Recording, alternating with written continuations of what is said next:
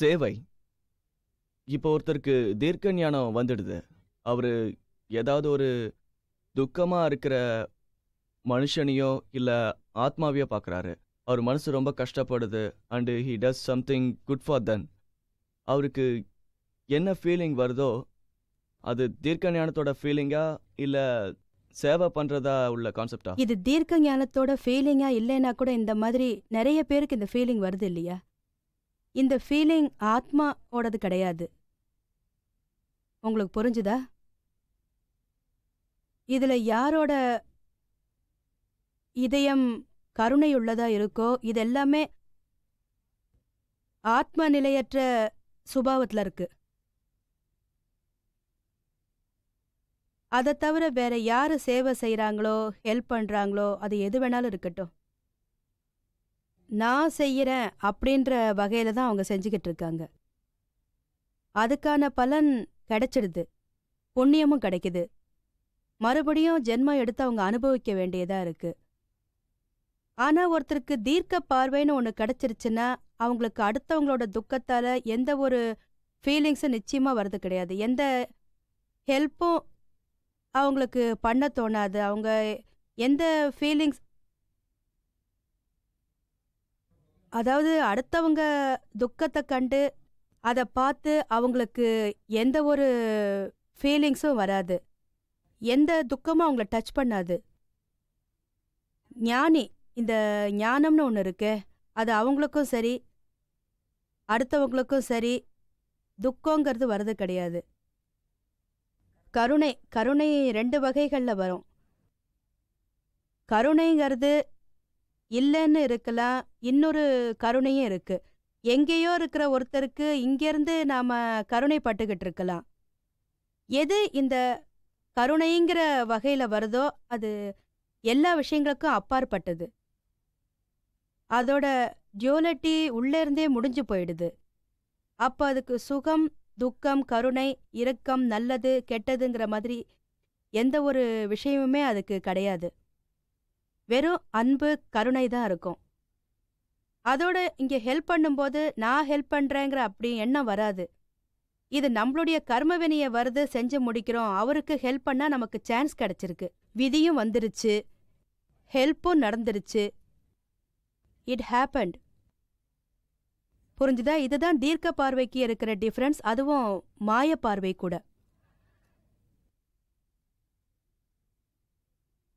செய்யறதுனால ஒன்றும் இல்லை, ஆனா செய்யும்போது உள்ளேருந்து வர அவேர்னஸ்ல டிஃபரன்ஸ் இருக்கும். நீங்க சொன்னது ரொம்ப சரி. சில சமயத்துல நாம சில பேர் ஜெயின்ஸ் எனக்கு உள்ளூர எந்த ஃபீலிங்ஸும் வரதில்லைன்னு சொல்லுவாங்க. தே ரிமைன் இன்ஆக்டிவிட்டி. அடுத்தவங்களுக்கு ஏதாவது கஷ்டம்னா கூட இவங்க எதுவும் பண்றதில்ல. அது எப்படின்னு இது சொல்லுங்க. மிஸ் இன்டர்பிரேஷன் ஆயிடுது இல்லையா? I just want to clarify. இவரோட எண்ணம் மிஸ்யூஸா ஆயிடுச்சு. அதுக்கப்புறம் ஜெயின்ஸ் செஞ்சா என்ன, வேற யார் செஞ்சா என்ன? இது அப்படி இல்லை.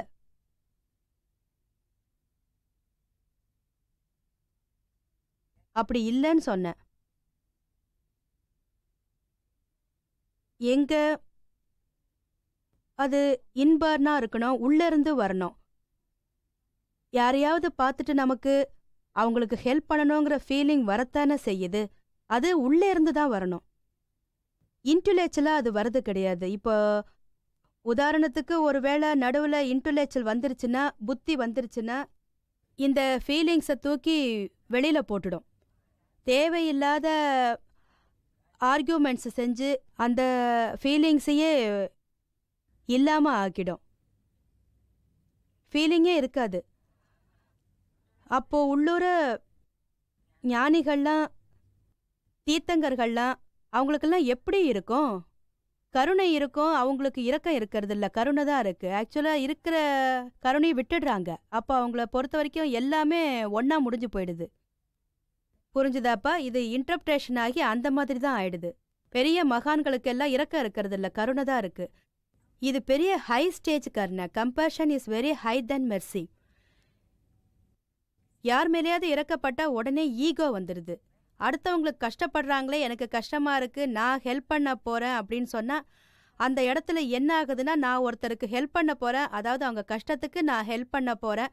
நான் ஏன் போய் ஹெல்ப் பண்றேன்? ஏன்னா, அவங்களுடைய கஷ்டத்த பார்த்து என்னால சகிச்சுக்க முடியலங்கிறதுனால தான் ஹெல்ப் பண்ண போறேன் இல்லையா? என்னோட துக்கத்த போக்குறதுக்காக அடுத்தவங்களோட துக்கத்த போக்குறேன். புரிஞ்சுதா? இது எல்லாமே ஒரு காம்ப்ளெக்ஸ்க்குள்ள வருது. ஞானிகளுக்கு என்ன ஆகுது? அது வந்துருச்சு. என் கண்ணு முன்னால இந்த துக்கங்கிறது நடந்துருச்சு. இது விதியோட நான் என் கர்ம வினைய முடிச்சாகணும். நம்ப விதியில அவங்களுக்கு ஹெல்ப் பண்ணணுங்கிற எண்ணம் உள்ளூரவே இருந்திருந்ததுன்னு சொன்னா நீங்க அப்போ செய்யுங்க. உங்க விதியில இல்லைன்னு சொன்னா அதை நீங்க செய்யாதீங்க. செய்யவும் விடாது. ஆனா இந்த ஒரு ஒப்பீனியன்ல மட்டும் நீங்க இருந்துராதீங்க. அதாவது இது அவனோட கர்ம வினை அனுபவிக்கட்டுமே, இதனால எனக்கு என்ன வந்தது அப்படி நீங்க நினைக்க கூடாது. It depends of circumstances. உங்களுக்கு அவருக்கு ஹெல்ப் பண்ற சர்க்கம்ஸ்டான்சஸ் இருந்தா நிச்சயம் பண்ணுங்களேன். உங்களோட கர்மவினை பிரகாரம் உங்களால உதவி செய்யாம இருக்க முடியாது இல்லையா? ஆனா இந்த புத்திங்கிறது இருக்கே, அதுதான் தொல்லை கொடுக்கும். டென்ஷனை ஏத்தி கொடுக்குது. பண்ணணுமா வேண்டாமான்னு அட let us happen it's as one. நீங்க ஈஸியா இருங்க. நெகட்டிவா மட்டும் இருக்காதீங்க, பாசிட்டிவா இருங்க. நான் தான் அவனுக்கு ஹெல்ப் பண்றேன் அந்த மாதிரி நீங்க நினைக்கவே கூடாது. நாம சொல்றோம்ல, எது இருக்கோ வெளியிலேருந்து செய்யற நம்ம ஹெல்ப் லிமிட்டா தான் இருந்துகிட்டு இருக்கோம். அதுவும் டெம்பரவரியா தான் இருந்துகிட்டு இருக்கோம். அதால பலன் அது கொஞ்சமா தான் இருக்கும். அப்புறம் என்ன? அப்புறமா அவருக்கு அடுத்த ப்ராப்ளம் வரத்தானே போகுது. நீங்க அவருக்கு பண்ற ஹெல்ப்பால அவருக்கு விஷயங்கள் புரியணும், அவங்களுடைய கண்ணோட்டமும் சேஞ்ச் ஆகணும். அப்பதான் எவ்வளோ பெரிய ப்ராப்ளம் இருந்தாலும் அதை சால்வ் பண்ணி அதுலேருந்து வெளியில வர்றதுக்கு முடியும். இதுதான் சரியான வழி. ஆக்சுவலா வெளியிலேருந்து நீங்க என்ன ஹெல்ப் வேணாலும் பண்ணுங்க, எல்லாம் இதே வகையில இருக்காது.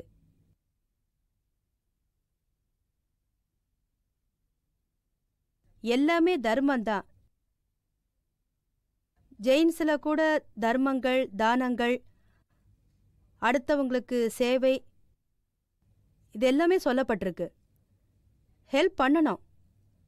தானத்தால அடுத்தவங்களுக்கு சாப்பிட கொடுக்கறது, ஆகார தானம், மருந்து தானம், ஞான தானம், எல்லா தானங்களும் செய்யலாம். உலகத்துல இருக்கிறவங்களுக்கு எது வேணும்?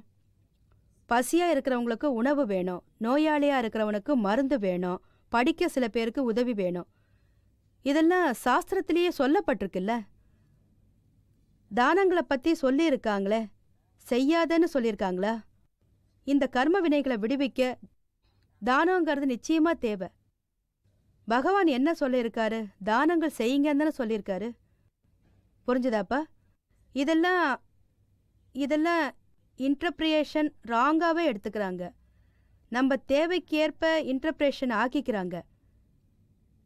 That's the problem. ஒரு தீர்க்க பார்வையில யோசிச்சு இதெல்லாம் செய்யறது கிடையாது. ஆனா ஒண்ணு மட்டும் 100% நிச்சயம். அதாவது அடுத்தவங்க கர்ம வினைப்படி அனுபவிக்க தானே செய்யறாங்க, அதுல நோ டவுட். ஆனா நாம அந்த வகையில பார்த்து அவங்கள அவங்கள நெக்லெக்ட் பண்ணக்கூடாது. This is not your job. உங்களுக்கு முடிஞ்சா அவனுக்கு ஹெல்ப் பண்ணுங்க, இல்லைன்னு சொன்னா நீங்க விட்டுடுங்க. ஆனா 2 வார்த்தை நீங்க பாசமா பேசலாமே. அவங்களுக்கும் உங்க பேச்ச கேட்டதும் மனசுல கொஞ்சம் நிம்மதியாவும் இருக்கும். ஆனா உன்னோட கர்மவினை நீ அனுபவிக்கணும், என் கர்மவினை போறதுன்னு சொல்லக்கூடாது. இது தப்பு இல்லையா? இதையா பகவான் சொல்லிருக்காரு? எதுலையுமே சொல்லல. This is the wrong interpretation somebody has taken. அது தப்பு தானே? எஸ், ரொம்ப தப்பு. நிச்சயமா. இப்ப பாருங்களேன், இந்த தர்ம காரியங்களுக்கெல்லாம் இந்த இன்டர்பிரேஷன் தேவையே கிடையாது. இதுல எப்படி இருக்க முடியும்? என்னோட கேள்வி மரணத்தை பத்தி. மரணம்னு சொல்லும்போது 2 விஷயங்கள் ஞாபகம் வருது. ஒன்று, 7-8 மாசத்துக்கு முன்னால இங்கே தான் ஆஸ்திரேலியாவில் ஒரு லேடி தனக்குத்தானே, அதாவது என்னோட வயசு இருக்கும், அவங்களுக்கு ஒரு 80க்கு மேலே இருக்கும், ஒரு வகையில் என்னால் நல்லா வாழ முடியல. அதனால அவங்க என்னத்தையும் சாப்பிட்டுட்டு தற்கொலை பண்ணிக்கிட்டாங்க. ரெண்டாவது விஷயம் என்னன்னா, லாஸ்ட் பிரசிடென்ட் ரீகன், அவருக்கு வரவு கணக்கில் அவரோட மூளையே வேலை செய்யல. நேச்சுரலான மரணம் அவருக்கு வந்தது. இந்த மரணங்கிறது எல்லாருக்குமே வந்துக்கிட்டு தான் இருக்கு. இதுல பாத்தீங்கன்னா ஒவ்வொருத்தரும் ஒவ்வொரு மாதிரி யோசிச்சு எந்த முடிவையும், அதாவது இனிமே என்னோட வாழ்க்கையில எந்த கடமையும் பாக்கி இல்லைன்னு இந்த மரணத்தை அங்கமா அவங்க கையில எடுத்துக்கிட்டாங்க. அந்த மாதிரி செஞ்சா இது கருமத்தால செஞ்சதா இல்ல ஆத்மாவால செஞ்சதான்னு எனக்கு கொஞ்சம் சொல்லுங்களேன். ஓ, மெர்சி கில்லிங்க சூசைட் பண்ணிக்கிட்டாங்களா? மர்சிக்கலி. மெர்சி கில்லிங்கா சூசைடா? அவங்களுக்கு என்ன? மர்சிக்கலி, மர்சிக்கலி and suicide combines together. Okay.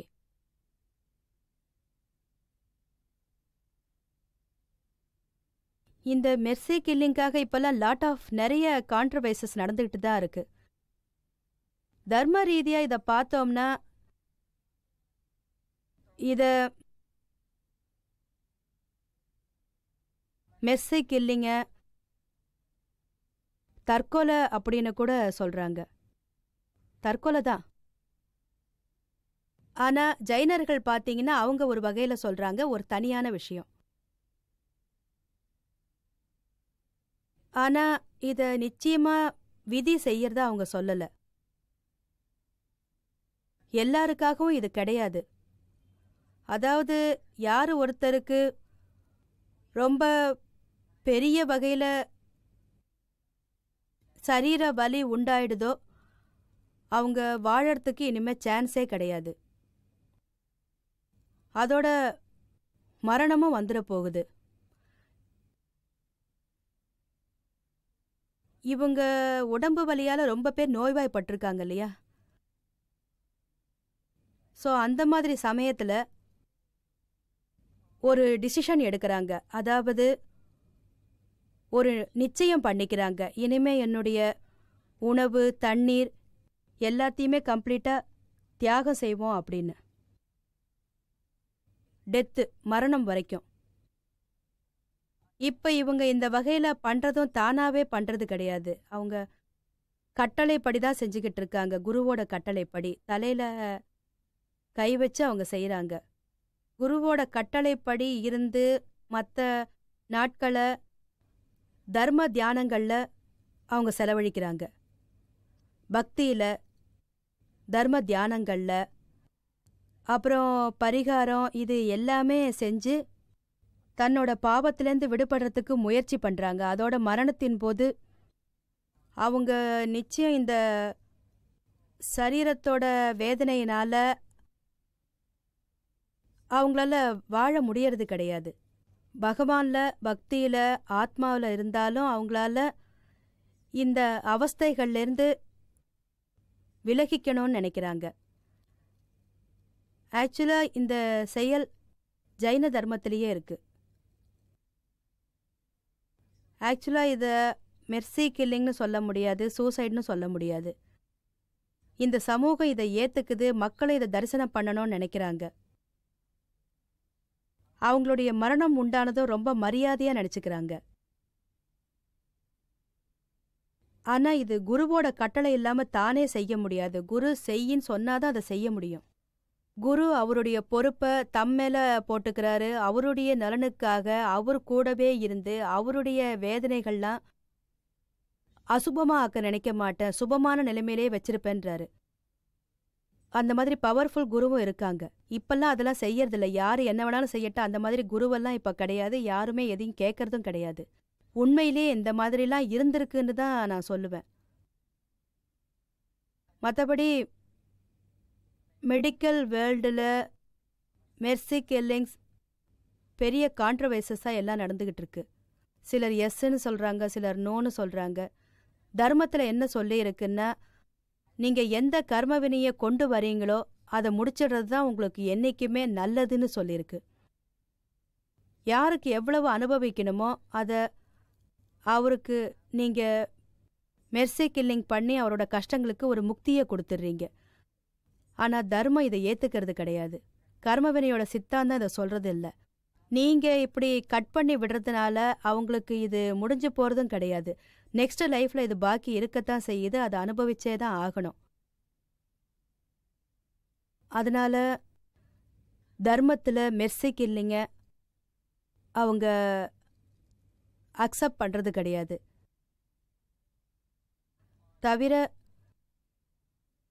நம்மளுடைய ஆயுளை எல்லாருக்கும் வாழறதுக்கான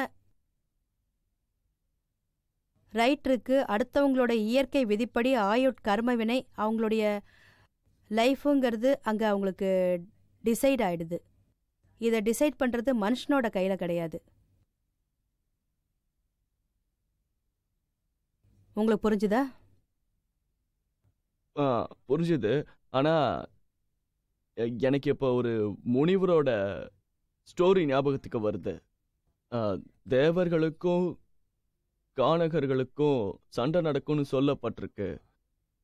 அப்போ தேவலோகத்துல இருக்கிற தேவர்கள் ததிஜி முனிவர்கிட்ட போய் அவரோட பாடியை கேட்டாங்க. அவர் உடனே யோசிக்காம தன்னோட பாடியை கொடுத்தாரு. அப்போ அதை வச்சு அவங்களுக்கு தேவையான அஸ்திரம் ஒன்று பண்ணிக்கிட்டாங்க. அவர் தன்னோட தேகத்தையும் விட்டுட்டு வெளியே போயிட்டாரு. இதுவும் மேசிக்கலி தானே? இது ஒரு சூசைடு இல்லையா? இல்ல, அவங்க அவரை கேட்டாங்க. சத்திரியனோட தர்மம் என்னன்னா யாரு கேட்டாலும் தலைய கூட கொடுத்துருவாங்க. இது சத்திரியர்களோட தர்ம விசேஷம். இந்த மாதிரியெல்லாம் நிறைய பேர் இருந்திருக்காங்க. அதுலேயும் எல்லாரும் பண்ண முடியாத ஒருத்தர் 2 பேர் எக்ஸப்ஷனலா இருப்பாங்க. எல்லாரும் கொடுக்குறாங்களா சொல்லுங்க? எல்லாத்துக்குமே ஒரு எக்ஸப்டேஷன் இருக்குதானே? மெர்சி கில்லிங்ஸ் கிடையாது. ஆத்மாக்குன்னு தனியா செயல்கள் கிடையாது. அப்ப ஏன் ஆத்மாக்கு சரீரத்தை தானா இயக்க வேண்டியிருக்கு? இந்த ஆத்மா தானா கொடுக்கற அளவுக்கு அதுக்கும் சரீரத்துக்கும் என்ன சம்பந்தம்? ஆத்மா தாரையை கொடுக்கறதில்ல, எதையும் விடுறதில்ல. அது தன்னோட இடத்துல இருந்துகிட்டு ஆத்மா பரமாத்மாவா இருந்துகிட்டு இருக்கு. இது இது ஒரு 2வது தத்துவம், அதாவது அசையா தத்துவம். ஆத்மாவை சுத்தி அது நிறைஞ்சதா இருக்கு. எல்லா செயல்களும் அதோடது தான், ஆத்மாவோடது எதுவும் கிடையாது. அது பக்கத்துல இருக்கு, அது கூடவே ஒட்டின நிலைமையில தான் இது இருந்துகிட்டு இருக்கு. இந்த காரணத்தினால தான் இந்த அசையா தத்துவம் இதை இழுத்து வச்சுக்கிட்டு இருக்கு. இந்த கர்ம வினைகள் சார்ஜ் ஆகிற பொறுப்பையும் அது செஞ்சுக்கிட்டு இருக்கு. அது எந்த வகையில இதை இழுத்துட்டு போகுதோ அதே வகையில வரதும் போறதும் இருக்கு. அது என்னைக்கு நடுவு நிலையில தான் இருக்கும். எந்த கொடுக்கல் வாங்கலும் அதுக்கு நிச்சயமா கிடையாது. அதுக்கு போகணுங்கிறதும் கிடையாது, போக வேணாங்கிறதும் கிடையாது. அது பாட்டுக்கு தான் பொறுப்புலையே இருந்துகிட்டு இருக்கு. தன்னோட ஞானம், தரிசனம் இதெல்லாமே எப்படி இல்லாம இருக்கும்? இதுக்கு எந்தவித டிஃபரன்ஸும் இருக்க போறது கிடையாது. நிச்சய ஆத்மாவுக்கு, ரியல் ஆத்மாவுக்கு. இந்த கர்ம வினையை யார் செய்யறாங்க? மனசா? 2 இல்ல, புத்தியா? அகங்காரம். அகங்காரம் தான் இதை செய்யுது, மனசு செய்யறது கிடையாது. அகங்காரம் எப்ப செய்யுதுன்னா மனசு தனிமையா இருக்கும்போது, அது மிக்ஸ் ஆகும்போது தான் இந்த கர்ம வினைகள் சார்ஜ் ஆகுது. அகங்காரத்தினால தான் இது நடக்குது. இந்த அகில உலகத்துல இருக்கிற எல்லா காரியங்களுக்குமே காஸ் அகங்காரம்தான். அகங்காரம்தான் நான் இதுன்னு சொல்லுது. அம்மா, உங்களுடைய பேர் என்ன? சூர்யா. சூர்யா. சூர்யாங்கிறது நான் தான். நான் இவங்களோட அம்மா, நான் இவருடைய பொண்டாட்டி, நான் இவங்களுடைய மகள். இது நாம ஒத்துக்கிறோம் இல்லையா? இது நாம ஒத்துக்கிறதுக்கு வைக்கிறதும் இந்த அகங்காரம் தானே. ஆக்சுவலா பார்த்தா ரியல் நான் ஆத்மா. இத மனசு ஒத்துக்கிறது கிடையாது, அகங்காரமும் ஒத்துக்க செய்யாது. இந்த கண்ணோட்டம் அதுக்கு கிடையாது, அது ஒரு குருடு. ஞான தீட்சை வாங்கினதுக்கு அப்புறம்தான் நான் தனியா இல்ல ஆத்மாவாங்கிறது தெரிய வரும். அப்புறம் அகங்காரத்தோட பவர் இருக்காது. இல்லைன்னா பல காலங்களா அகங்காரத்தோட ஆட்சி தான் நடந்துகிட்டு இருக்கும். அதுவே செய்யறது, அனுபவிக்கிறது எல்லாத்தையும் செஞ்சுக்கிட்டு இருக்கோம். இதுதான் இந்த உலகமே நடந்துகிட்டு தான் இருக்கு. அதோட பவரால தானே நடந்துகிட்டு இருக்கு. கர்ம வினையையும் அதுவே சார்ஜ் பண்ணுது. கர்ம வினையை செய்யறதும் அதுவே தான், அனுபவிக்கிறதும் இதே தான். ஆத்மா இந்த விஷயத்துல வெளியில வரவே வராது. இது பக்கத்துல இதோட ஒட்டிக்கிட்டு தான் இருக்கும். எல்லா கர்ம வினைகளும் இது கூட தான் ஒட்டிக்கிட்டு இருக்கும். இது கூட டச்லயே இருந்துகிட்டு இருக்கும். அது இழுத்துக்கிட்டே இருக்கு, இது இழுத்துக்கிட்டே இருக்கு. அது எங்க போனாலும் இதுவும் போகும். அதுக்கு எந்த விதமான ரியாக்ஷனும் இருக்காது. அது எப்பவும் ஆனந்தமா இருக்கும், பரமானந்தமா இருக்கும். எப்ப அகங்காரம் இங்க வந்து நிக்கிதோ அப்ப இது தானா ஆனந்தம், பவர் எல்லாமே அனுபவத்தினால தெரிய வரும். அப்படின்னா நாம இந்த அகங்காரத்தை என்னைக்குமே விட்டு ஒழிக்கணும் இல்லையா? இந்த அகங்காரத்தை நாம விட்டுடணும், அவ்வளவுதானே? நிச்சயமா விடுபட்டுடணும். ஆனா அகங்காரங்கிறது எப்படி விலகும்? தானா விலகாதே. தானா விடுபடணும்னா நான் அகங்காரத்தை விட்டுடுறேன், நான் அகங்காரத்தை விட்டுடுறேன், நான் அகங்காரத்தை விட்டுட்டேன். இதுவே ஒரு அகங்காரம் தானே. அகங்காரத்தினால தான் அகங்காரங்களும் விலகும். ஒரு அகங்காரம் விட்டுடுச்சுன்னா இன்னொரு அகங்காரம் அடுத்ததா வரும், சார்ஜ் ஆகும், ஆரம்பமாகும். அகங்காரம் ஒரு ஸ்வரூபமா இருக்கிறதுனால அகங்காரத்தினால தான் அகங்காரமும் விலகும். அடுத்தவங்க யாராவது விடுவிச்சா இது நடக்கும். ஆனா நம்ம பந்தத்துல கட்டுப்பட்டு இருக்கும்போது இது எப்படி நடக்கும்? யாராவது விடுபட்டு முக்தி அடைஞ்சிருந்தா அவங்க தான் நமக்கு முக்தியை கொடுக்க முடியும். இந்த ஒரு வழிதான் நமக்கு விடுபடுறதுக்கு இருக்கு. விடுபட்டவன் தான் விடுவிக்கலாம்.